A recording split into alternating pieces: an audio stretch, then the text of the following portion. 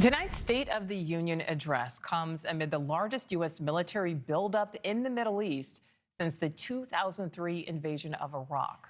The third round of nuclear talks between the U.S. and the Iranian regime is set for Thursday in Switzerland.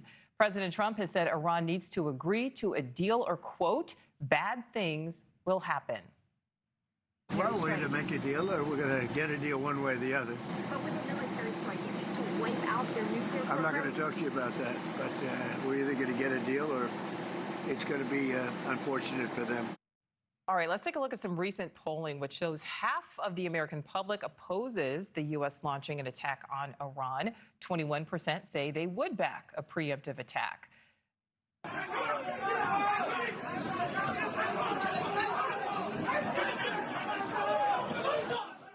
And clashes are again taking place in Tehran between supporters and opponents of the regime. Universities reopened this week after the regime's deadliest crackdown in decades.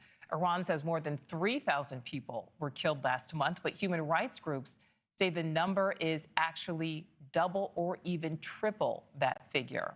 Senior congressional correspondent Joe Khalil is live for us there on Capitol Hill. So, Joe, the Secretary of State is set to brief select lawmakers about Iran before tonight's address. Yeah, members of the Gang of Eight, which is the leaders on both parties in the House and Senate, and then also the top members of the intelligence committees in the House and in the Senate. We don't want to read too much into the fact that they're getting a briefing, but it is fair to assume at this point that whatever the situation is, it's reaching its climax, because that Gang of Eight briefing typically doesn't happen for no reason. There may be something pressing that those lawmakers need to be read in on. So that is important, especially that it's happening just a couple hours before the State of the Union. And look, President Trump is going to have to draw a bit of a delicate balance here, because obviously he's not going to give the game away on what is going to happen moving forward with Iran to the whole world and just sort of project that from his State of the Union speech. There is, however, quite a bit of pressure from members on both sides of the aisle and, frankly, the public to at least make the case to the American public and to Congress if there is, in fact, going to be military action, or if this is going to just be a diplomatic effort with Iran. The public does need to know at least a justification for why the president, the administration, and the country is doing what it's doing. So that is going to be an important element there. It's almost impossible to think the president wouldn't address Iran, given the heavy military buildup, as you mentioned, Nichole, the largest in the Middle East since really the height of the war in Iraq. This is what Caroline Leavitt, the press secretary, had to say with respect to Iran just this morning. President Trump's first option is always diplomacy, but as he has shown, he is willing to use the lethal force of the United States military if necessary. I'll toss to the other side.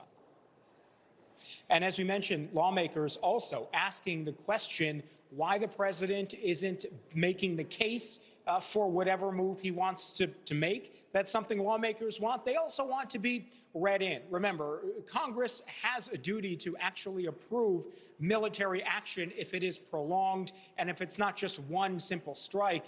There's been some frustration, especially with Venezuela, that hasn't happened with this term and this presidency. So there's some pressure there. Take a listen to Democrat Mike Thompson here, what he wants to hear from the president on Iran. He needs to explain to the Congress and to the American people what in the heck is he doing in Iran. Why have we deployed troops into the surrounding area? What is all this bravado about him going in and invading a sovereign nation? That's the job of Congress. He needs to work with the Congress. If there are threats, if we're in danger, we need to know. There are actually resolutions in Congress in a bipartisan way that have been written to approve military strikes or action in Iran, but it's unclear whether the leadership in the House and Senate would actually bring those up for a vote at this point, Nichole. All right. Joe Khalil live for us there in Washington. Thank you. Thank you for watching. Subscribe below and download our NewsNation app right now on your phone, and you will get fact-based, unbiased news for all Americans.